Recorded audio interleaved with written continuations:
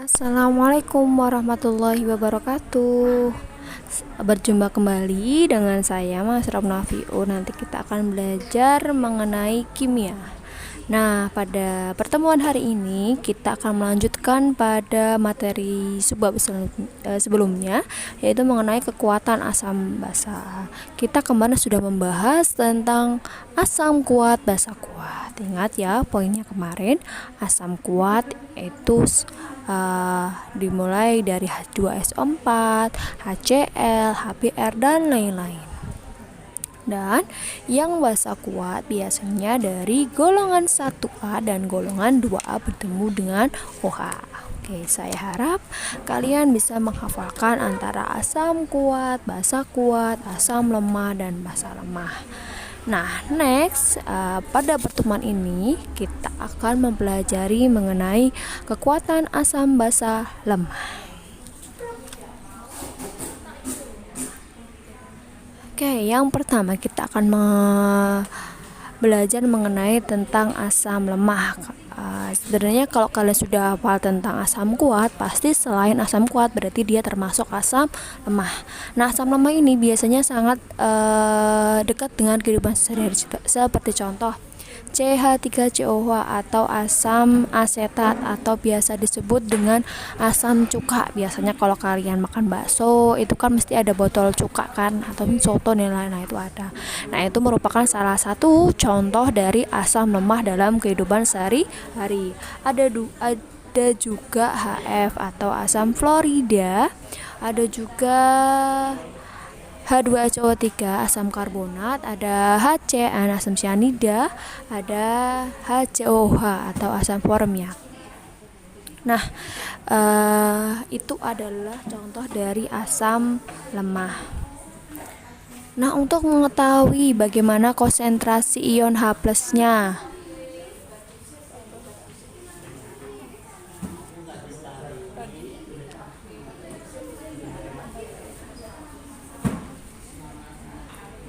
konsentrasi H+ untuk asam lemah dapat dihitung menggunakan, kalau kemarin kan langsung tinggal ya. Kalau untuk asam kuat H+ sama dengan H kali Ma. Nah, sekarang kalau untuk untuk ini, nah ini ada kata-kata H+ sama dengan Ka dikali Ma. Nah, ini adalah rumus utamanya untuk mencari ion H+-nya. H+ sama dengan akar Ka dikali Ma. Itu ya. Karena pada umumnya asam lemah memiliki harga jauh lebih kecil daripada satu. Jadi biasanya derajat ionisasi atau kekuatan dia bisa menghantarkan oksigen itu lebih lemah. Kalau paling kuat kan kemarin derajat ionisasi itu alfanya itu sama dengan 1. Nah, kalau ini dia itu lebih kecil daripada 1 sehingga 1. Jika harga cukup besar, maka konsentrasi untuk asam lemah bisa dihitung dengan menggunakan seperti ini. H+ sama dengan akar Ka kali Ma kurung 1 kurangi alfa. Nah, tetap rumus pH tetap adalah pH sama dengan menlog H+. Jadi rumus utamanya ini untuk mencari ion H+-nya, yang ini untuk mencari pH-nya. Oke, next. Nah, apa sih hubungannya sebenarnya itu derajat ionisasi sama asam lemah? Derajat ionisasi asam lemah dengan pH dengan Ka. Nah, kita poin utamanya alfa atau derajat ionisasi itu sama dengan konsentrasi H+ dibagi Ma. Ma ini apa? Ma ini adalah molaritas dari larutan.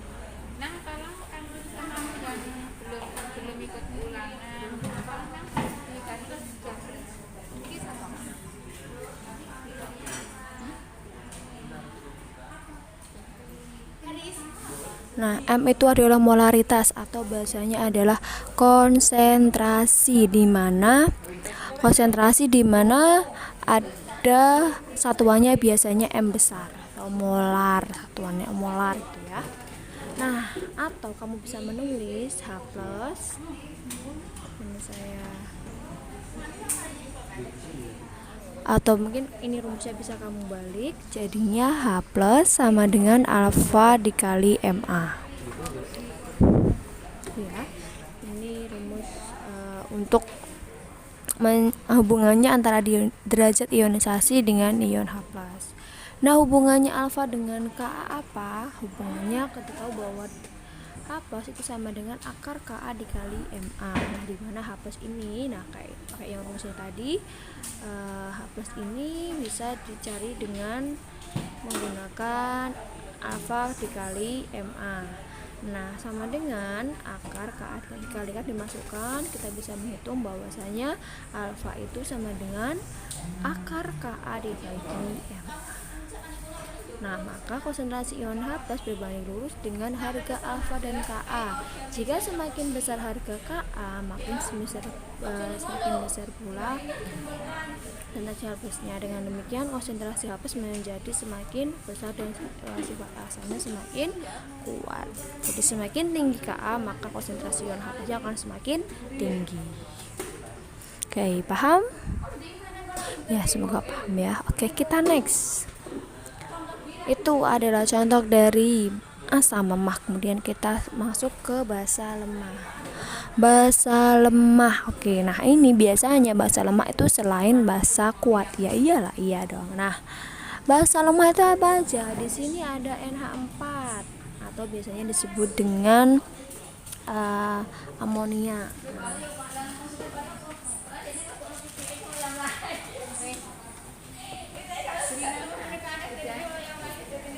Kemudian ada AlOH 3 kali, FeOH 2 kali, NH3 ya, NH2OH dan FeOH 3 kali. Ini contoh-contoh dari basa lemah. Nah, kalau tadi rumusnya asam itu pakai Ka, kalau sekarang kebalikannya nih. Jadi rumus dari OH- atau untuk mengetahui konsentrasi OH- kita bisa mengetahui bahwasanya OH- sama dengan akar Kb dikali AMB itu ya. Jadi OH- itu sama dengan akar Kb dikali MB. Nah, pada umumnya basa lemah memiliki harga jauh lebih kecil dibanding tadi. Jadi yang lemah dia itu memiliki daya elektronnya itu lebih lemah atau dia semakin lemah menghantarkan listrik. Nah, karena derajat ionisasinya kurang dari 1, maka biasanya menggunakan rumus ini. OH- sama dengan akar Kb dikali MB kurung 1 dikurangi alfa. Rumus umumnya tetap POH sama dengan min log OH-. Nanti untuk mencari pH-nya ya tinggal dibalik yang kayak rumus tadi. PKW sama dengan pH ditambah POH. Begitu seterusnya. Oke, next. Nah, begitu pula dengan basa. Ada hubungannya antara derajat ionisasi dengan pH atau dengan konsentrasi OH- atau OH+. Sebenarnya rumus basa dan asam itu sama, tinggal dia lihat kuat atau lemahnya. Kalau kuat nggak pakai akar, kalau kalau lemah dia pakai akar dan Ka. Ingat ya, itu karena apa? Karena pakai Ka, karena dia kurang sempurna dalam mengalami ionisasi.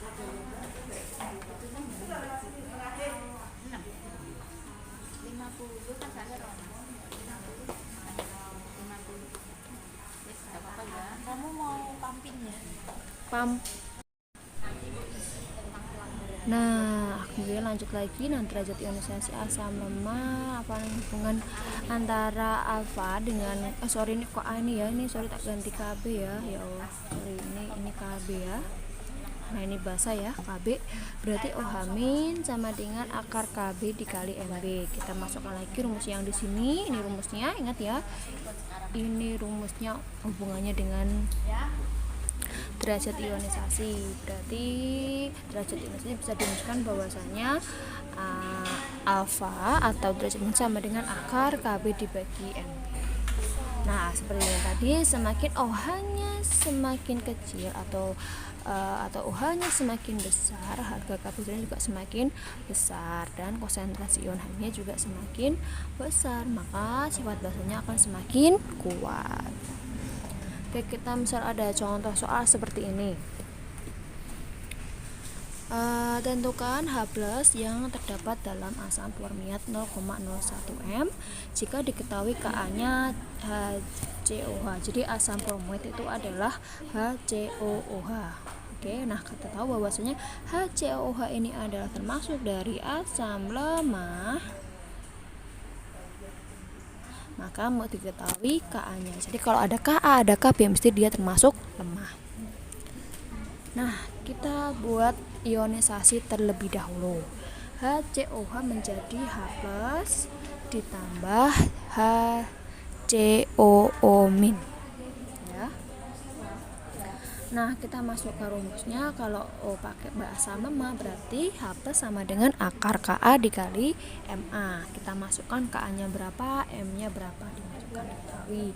Jadi dihitung-hitung.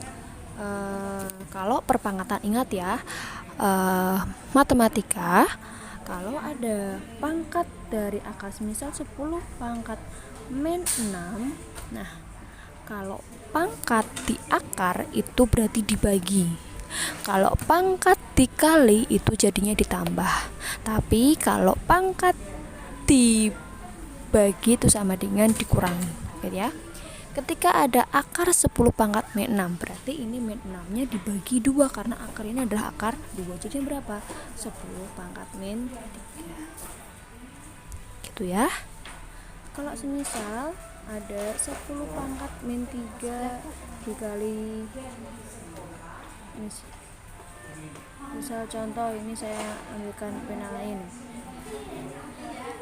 Semisal ada contoh 10 pangkat min 2 dikali 10 pangkat min 4. Jangan 4 deh. Min 3 gini. Sama dengan berapa? Nah, kalau perkalian gini berarti pangkatnya dijumlah. Ini ada min 2, ini ada min 3. Berarti min 2 ditambah min 3 berapa? Min 5. Jadi hasilnya 10 pangkat min 5. Gitu ya. Saya kira udah. Oke, kita lanjut.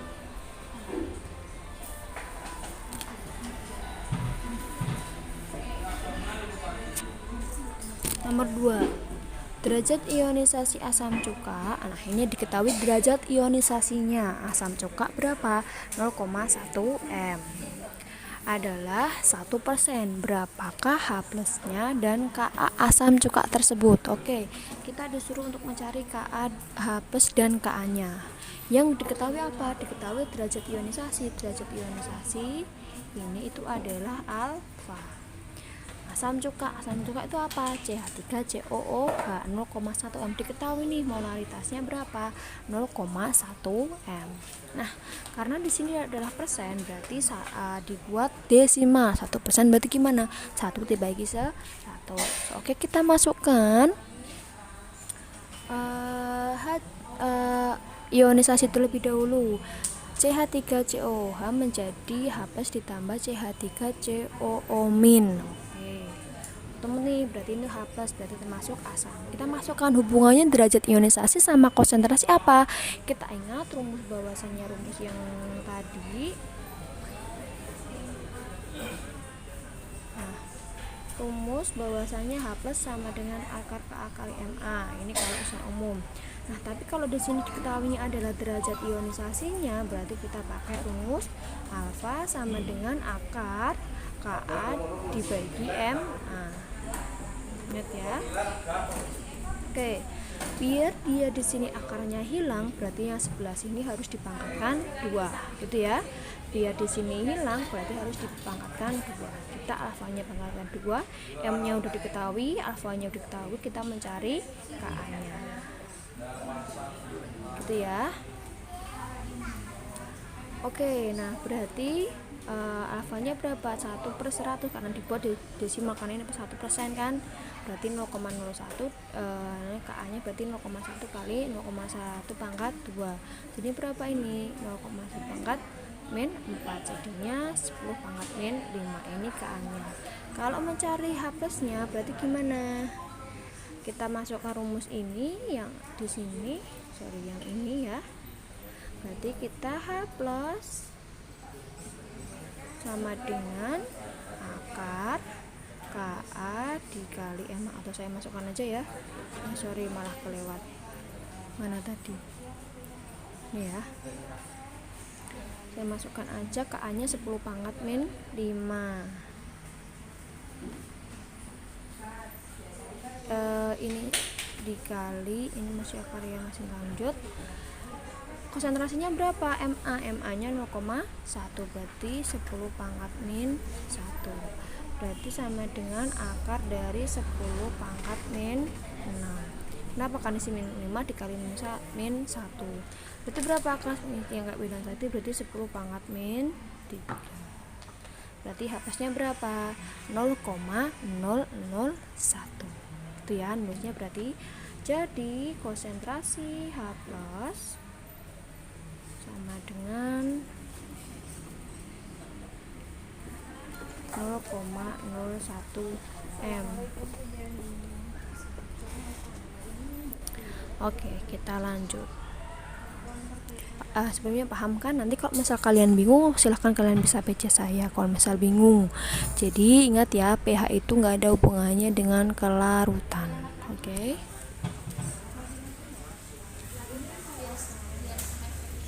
Sebenarnya ada sih, cuma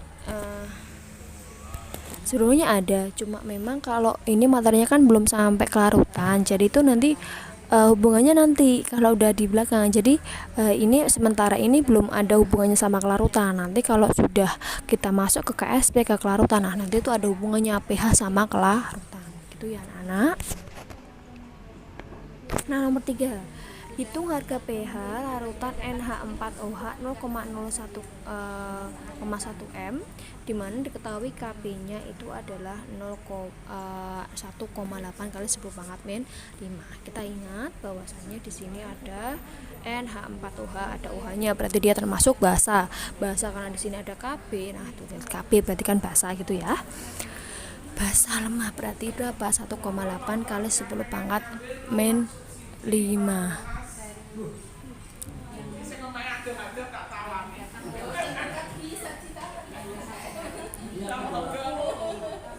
Nah, NH 50 juta cashnya. Oke, kita lanjut. Berarti gimana pH-nya? Oke, kita harus cari dulu konsentrasi siapa, karena basa berarti harus konsentrasi OH-, karena ini adalah rumus pengionisasinya NH4 menjadi NH4 plus ditambah OH-. Nah, kita masukkan OH- sama dengan akar Kp dikali Mb. Kita harus cari OH- dulu karena di situ ada yang ada adalah OH-nya. Oke, kita masukkan, Kp-nya dimasukkan. Berarti OH- sama dengan akar 18 dikali 10 pangkat min 8. Oke, ketiknya OH-nya adalah 4,2 kali 10 pangkat min 4. Nah, udah diketahui tuh OH-nya. Kalau OH- berarti bukan pH ya, tapi apa? pOH terlebih dahulu. Ingat di sini adalah basa ya. Di sini adalah basa lemah. Jadi kita harus cari apa? pOH-nya dulu. Rumusnya sama, pOH sama dengan milok. Nah, ketemu nih pOH-nya segini, kita masukkan ke rumus yang ini. Nah, pH sama dengan PKW dikurangi pOH. pH-nya 14, berarti 14 kurang ya. 14 dikurangi pH, ketemunya adalah 10 ditambah log 4,2. Seperti itu. Paham? Karena memang kita agak bisa secara langsung, jadi saya harap kalau misal kalian bingung, silahkan kalian saya membuka sebanyak-banyaknya ruang buat kalian bisa tanya kepada saya. Silahkan kita berdiskusi, oke, gitu ya. Oke. Nah, di sini ada latihan soal. Silahkan bisa kalian lihat. Nah, soal yang pertama, hitung derajat ionisasi suatu asam dengan konsentrasinya 0,01 M memiliki pH tidak. Kalau tadi kan disuruh untuk cari KA-nya. Nah, sekarang dibalik pakai rumus yang tadi, soal nomor 2 atau nomor 3 tadi tuh. Nah, yang nomor 2, larutan HCl memiliki 4 pH-nya 4. Berapakah molaritas? Gampang banget nih untuk cari molaritasnya. Gitu ya. Oke, untuk tugasnya silahkan kalian merangkum. Sekarang memang ini materi penting, saya harap kalian bisa merangkum. Dan latihan soalnya dikerjakan kalau cuma 2, dikerjakan semua. Silahkan nanti dikirim ke saya paling lambat minggu depan. Begitu ya. Terima kasih. Sekian dari saya. Jika memang ada yang bingung atau yang mungkin kurang jelas, silahkan kalian bisa baca. Terima kasih. Sekian dari saya. Wassalamualaikum warahmatullahi wabarakatuh. Terima kasih.